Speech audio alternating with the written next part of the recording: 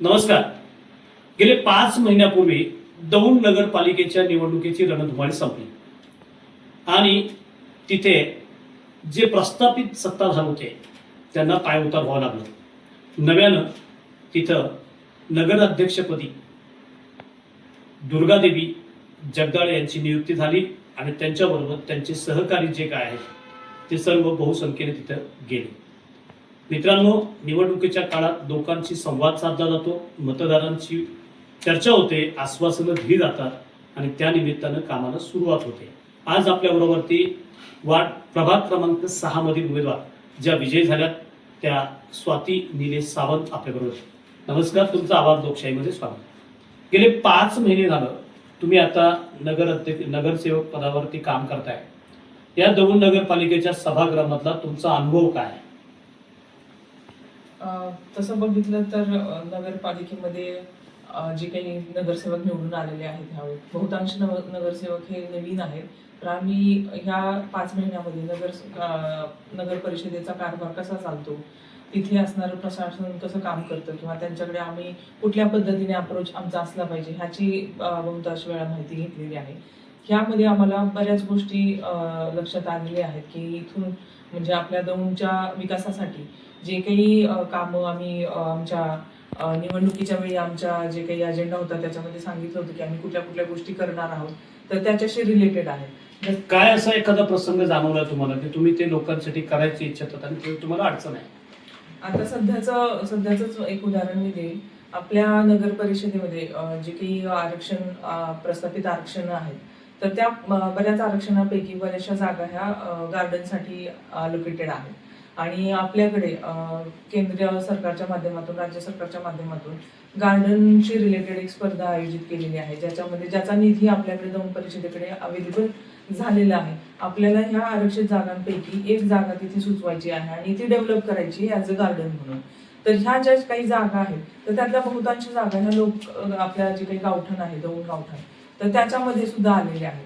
तर म्हणजे ह्या त्या जागांबाबत तुमच्याकडे असं काय तुम्हाला स्टेटमेंट मिळाले, माहिती मिळाली, असं काय? हो, ही जी काही माझ्याकडे एक आहे, तर ही जी काही लिस्ट आहे आपण बघू शकता. ह्या लिस्ट मध्ये जे काही गार्डनशी रिलेटेड रिझर्वेशन आहेत, तर 4 रिझर्वेशन ह्या स्पर्धेअंतर्गत आपल्याकडे अवेलेबल. मित्रांनो, हे जे पत्र आहे या पत्रावरती 4 ठिकाणी गार्डन रिलेटेड संबंध असणारे रिझर्वेशन टाकलेले आहेत. आपण ते तुम्ही पाहू शकता. हो, तर आमचं म्हणजे माझं स्वतःचं वैयक्तिक म्हणणं असं आहे की हे जे काही गार्डनचे आरक्षण आहे, तर त्या गार्डनसाठी दिलेल्या आरक्षित जागेचा वापर करून ह्या स्पर्धेत आपण उतरलं पाहिजे. जी काही ही स्पर्धा आहे ती पुढच्या महिन्यात त्याचं लास्ट डेट आहे, त्याच्या आधी आपल्याला कुठली तरी एक जागा तिथे सुचवायची आहे आणि ते डेव्हलप करायची आहे. तर आता जे काही गार्डन्स आपल्या दौंडमध्ये अवेलेबल आहेत, तर ते शक्यतो जी काही रेल्वे लाईन आहे त्याच्या पलीकडच्या साईडला अवेलेबल आहेत. क्रीडा संकुल असेल, अण्णाभाऊ साठे उद्यान असेल किंवा अजून छत्रपती उद्यान असेल, तर हे सगळे गार्डन पलीकडच्या साईडला आहे. तर आपल्या गावठाणामध्ये असं एकही गार्डन किंवा विरंगुळा केंद्र ज्याला आपण म्हणू शकतो, जिथे लहान मुलं वृद्ध असं जाऊ शकतात, बसू शकतात, असं कुठलीही जागा आजपर्यंत डेव्हलप झालेली. ही जी काही आरक्षण तुम्ही बघता ही गेले 20 वर्षापासूनची आरक्षण पडलेली आहे. तर मग हे 20 वर्षात मित्रांनो, दौंड शहराच्या गावठाणामध्ये 4 जागा गेले 20 वर्षापूर्वी गार्डनसाठी आरक्षित केल्यात. त्या आजपर्यंत गार्डन ह्या विषयासाठी डेव्हलप केल्या नाहीत. हे दौंडकरांचं दुर्दैव म्हणावं की नगरपालिकेतील कामकाज करणाऱ्यांनी जाणून बुजून केलेला खोडसाळपणा म्हणावा. आपण पुढे जाऊया. बोला, तुम्हाला काय म्हणतो? मला हेच म्हणायचं, आता जे काही प्रशासन त्यांनी अजूनही जागा सुचवलेली नाही, पण त्याच्या जे काही तुम्ही मागचं सकाळचं पेज पाहिलं असेल, तर त्यांनी तिथे सांगितलं आहे की जी काही जागा असेल तर ती दुसरी म्हणजे आरक्षण सोडून दुसरी कुठली तरी जागा ते सुचवत आहे, जिथे ऑलरेडी दुसरं टेलिफोन. त्याबद्दल तुमचं मत काय?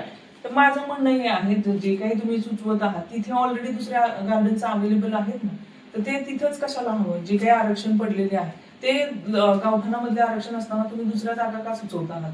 जे आरक्षणाची जागा आहे तिथल्या जागांमध्ये तुम्ही डेव्हलपमेंट करा ना, कारण हे जे काही आहे तर गावठाणातल्या लोकांचा पण हक्क आहे ना की त्यांना पण ह्या सुविधा मिळायला हव्यात. त्यांना पण जवळचं कुठलं तरी असा पॉईंट असावा की जेणेकरून बाबा ठीक आहे चला आपल्याला संध्याकाळचं थोडं फेरफटका मारता येईल किंवा काय. ऑलरेडी तुम्ही जाऊन पाहिलेलेच आहे, गावठाणाच्या जागा सगळ्या गच्च भरलेल्या आहेत म्हणतात किंवा मोकळी जागा अशी लोकांसाठी नाही. तर असताना म्हणजे आपल्याकडे आरक्षण असताना त्या का डेव्हलप करू नये हा माझा प्रश्न. मित्रांनो, कळीचा मुद्दा आणि महत्वाचा विषय दौंड नगरपालिकेमध्ये असणाऱ्या सर्व नागरिकांना आम्ही या निमित्तानं आवाहन करतो. हे दौंड नगर परिषदेसाठी स्वातीताई यांनी केलेलं एक ऍप्लिकेशन आहे आणि ते थोडक्यात अर्ज दिलेला आहे. ते असं म्हणतात की ज्या जागा मोकळ्या आहेत, गावठाणात आहेत, त्या जागेंवरती सरकारी निधीतून ज्या सेवा द्यायच्या त्या दिल्या पाहिजे होत्या. गेले 20 वर्ष या सेवा दिल्या गेल्या नाहीत आणि ज्यावेळेस ती देण्याची वेळ आलेली आहे त्यावेळेस प्रशासनातील काही कारभारी असं सांगतात की ते आरक्षण बदलून घ्यायचं आहे. याचाच अर्थ असा आहे की जनतेच्या कल्याणासाठी काम करणारी जी डोकी आहेत ती नगरपालिकेमध्ये आजही व्यवस्थित नाही असं चित्र या निमित्ताने दिसतंय. आम्ही कोणावर आरोपाने प्रत्यारोप करण्यासाठी बोलत नाही, तर स्वातीताईंनी स्वतः अनुभवलेल्या गोष्टीच्या 4 गोष्टी तुमच्या पुढे सांगितल्या. या गावठाणामध्ये 4 जागा रिझर्व्ह होत्या आणि त्या 4ही जागांना त्यांनी आतापर्यंत डेव्हलप केलं नाही. ही दुर्दैवाची आणि दौंडकरांसाठी अतिशय क्लेशदायक घटना म्हणावी लागेल. म्हणून तुम्ही पाहत राहा लोकशाहीचा. मी विजय चव्हाण, संपर्कासाठी 94 23 21 52 27. धन्यवाद.